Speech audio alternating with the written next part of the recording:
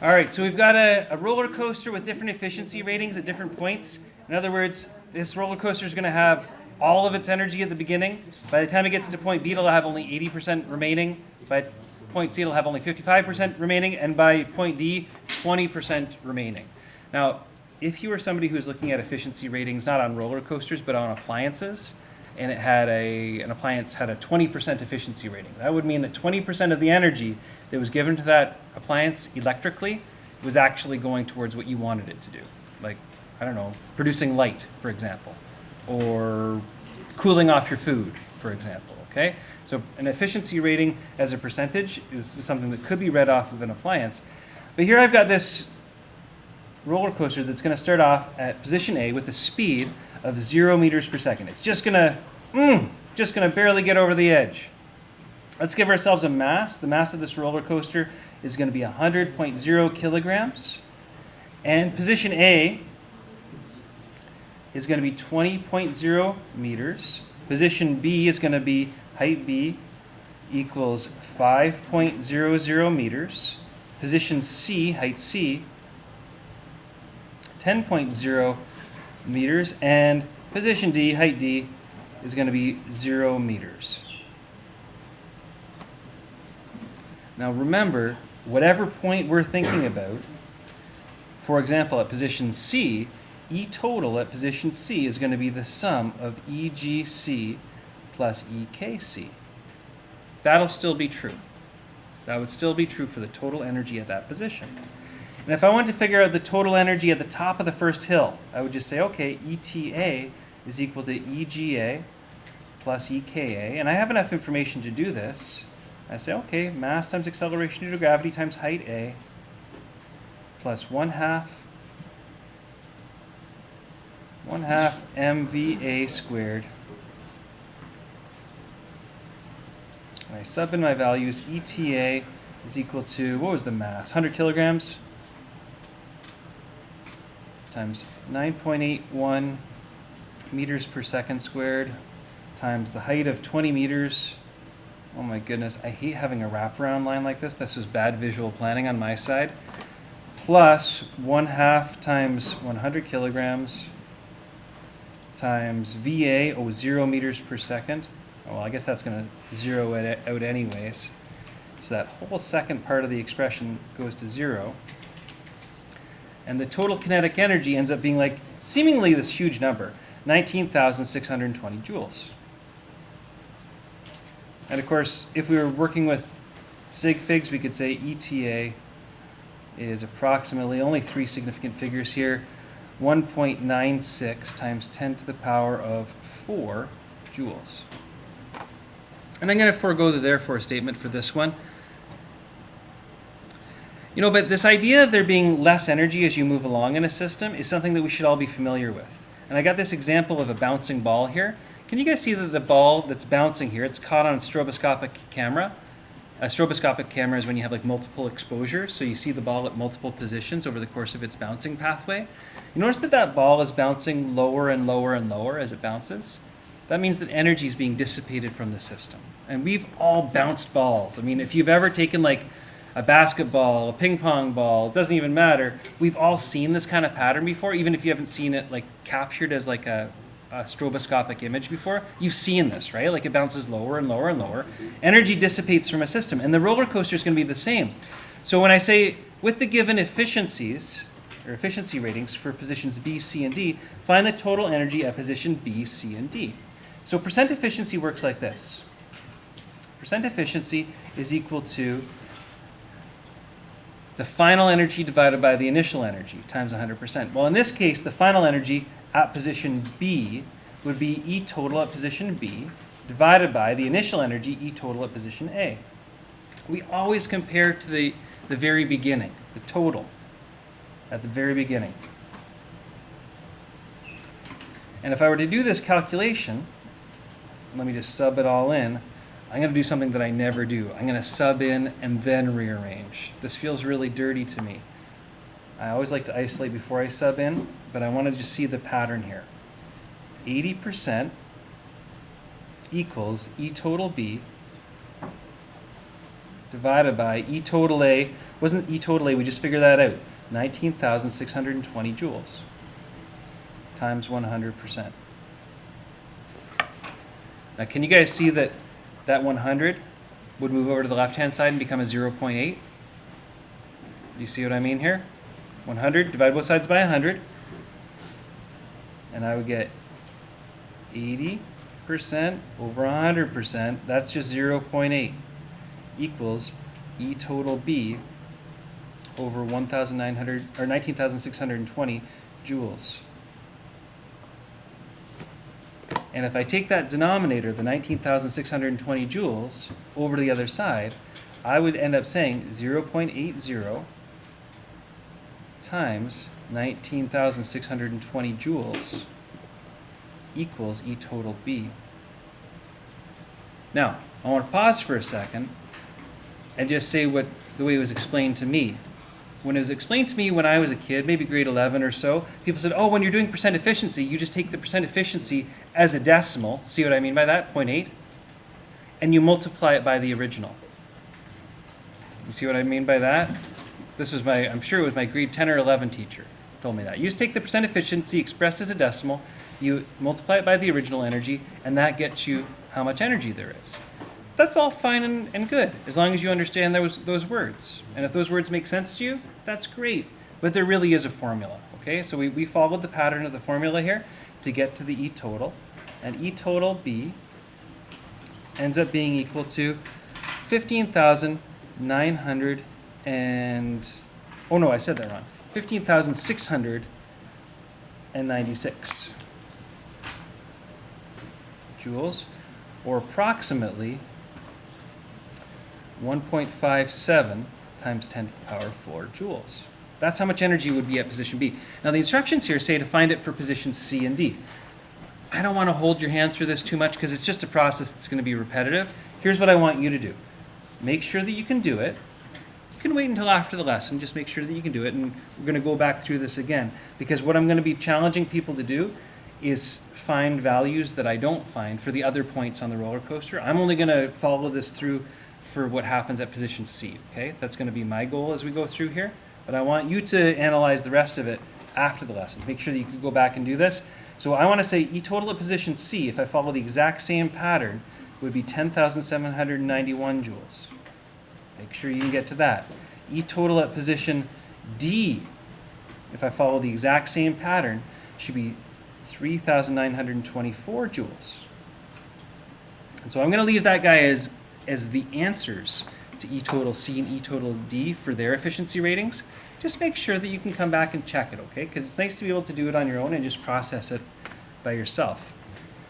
But there's the answers for them there, just to make sure that you get that affirmation. Now I want to find gravitational potential energy at position C. I don't need to deal with efficiency for this, because isn't the roller coaster literally going to be at the 10-meter mark? Like, there's no efficiency. It's either at that height or it's not at that height. So EGC is going to be mass times acceleration due to gravity times height c. Yeah, it either got to the top of the loop or it didn't. So 100 kilograms times 9.81 meters per second squared times height c, 10 meters up in the air. And again, I chose nice round numbers so we could do the head math on this. Look, 100 times 10 is 1,000. What's 1,000 times 9.81? Yeah. Do you want the answer? Sure, give me the answer. I got 9,810. Nice. Love it. 9,810 joules. And, I mean, honestly, we could rate it as 9.81 times 10 to the power of 3 joules. 3 sig figs. But we're not even rounding anything away. All right, D says find the kinetic energy at position C. Well, this is actually a little bit trickier, because by the time we get to position C with this efficiency issue, we're actually down to only this amount of energy total. Yep. Wait, so for EGC, you don't calculate it like as a percent efficiency, it's just EGC? Right, yeah, you don't have to do a percent efficiency to get EGC, because EGC by definition is how much energy you've got when you're at that height. You either got to the top of the loop or you didn't. And if you got to the top of the loop, that's how much EG you've got up there. EK is going to be slower, right? Because we're going to lose energy. So that's what we got to deal with now. So you're right, percent efficiency isn't going to affect how much EG I have. You either got there or you didn't. But it is going to affect the total, and so that's going to affect your bottom line kinetic energy. Let's see how that works out, okay? So I've got find the total kinetic energy. What we know is that E total C is equal to EGC plus EKC. What we also know is that we could get EKC all by itself. EGC minus E total C. But I want to scroll up the page. Actually, I don't even have to. It's still on screen. I want to acknowledge that E total C based on percent efficiency is going to only be 10,791 joules. We lost energy.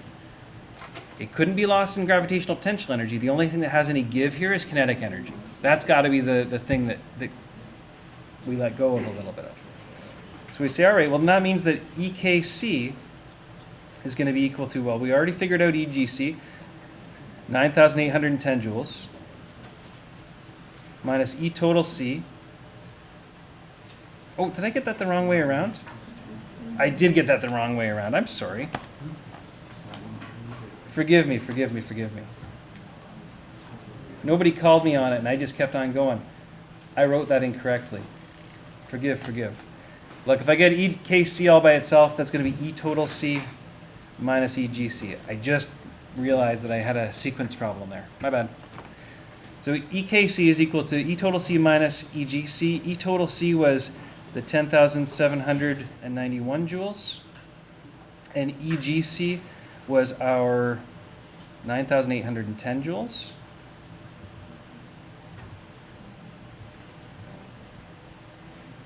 And this seems a little bit like, oh my gosh, something spooky is happening here. I just got like nods from the room. It does feel spooky, right? The way that I chose these numbers that worked out this way, that I end up getting 981 joules of kinetic energy. How weird is that?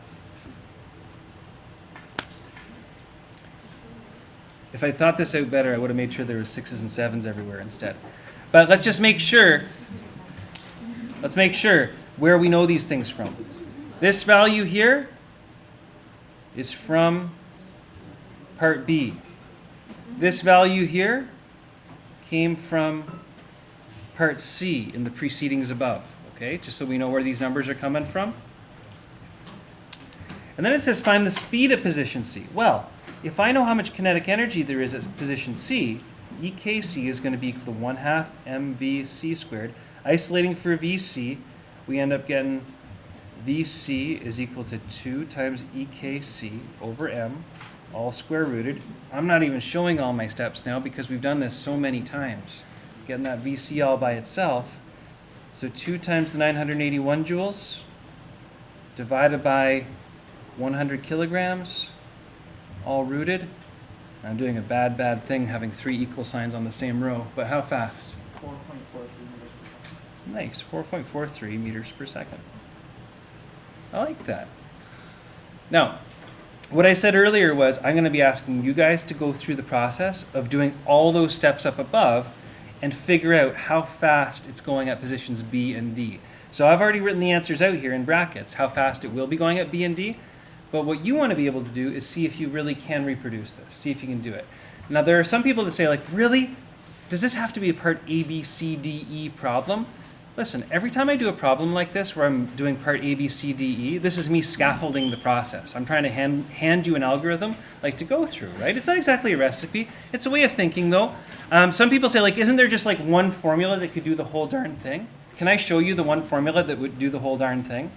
Just for argument's sake. Look, if I know that VC is equal to 2 times EKC divided by mass, all square rooted. That was the final thing I did, right? Yeah. Couldn't VC also be equal to EKC? Wasn't EKC equal to E total C minus EGC? See that? I'm stealing it from where I'm pointing at right now. Divided by mass, all square rooted. And then you're like, oh shoot, EGC is actually MAGHC. Okay, well, I really should, right? VC is equal to 2 times Oh, wait a minute, maybe I should do the E total C first. Wasn't E total C equal to 0.8 times E total A minus mass times acceleration due to gravity times height C, all divided by mass, all square rooted? And then people are like, well, wait a minute, E total A. You guys remember this? E total A was equal to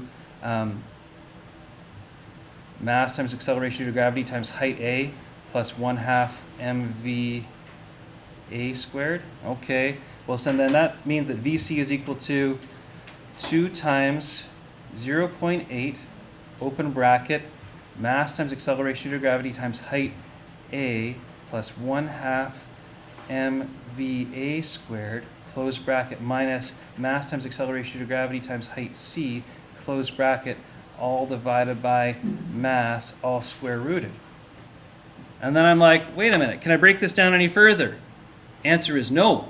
I got nothing more I can break down. I can't expand it anymore. I'm down to basic variables now. And so, yeah, if you wanted to have a formula for finding the final speed on a roller coaster where you knew the initial height and the initial speed and the final height and the mass of the roller coaster, there you go. There's your special case equation. But is that ever going to show up on the formula sheet? No. But you know what a lot of people do like to do? If they end up doing a lot of roller coaster problems in their career, I can't imagine that career, but if it is your career, can you imagine that this would be your formula? You could actually make this formula up. You could program it into a spreadsheet, and it would calculate over and over and over again. And there are websites that'll do this kind of thing. In fact, see this 0.8 here? That was actually even a variable. That was the percentage efficiency at that point in the roller coaster. Remember that? It was the 80% efficiency. I would have to have that as one of my variables as well. The percent efficiency of this roller coaster would have to be one of my input variables. But this is a nice generalized equation for that kind of a roller coaster. Would I ask you to come up with this formula at this stage of the game? No. Can the grade 12s do it? Mostly yes, actually.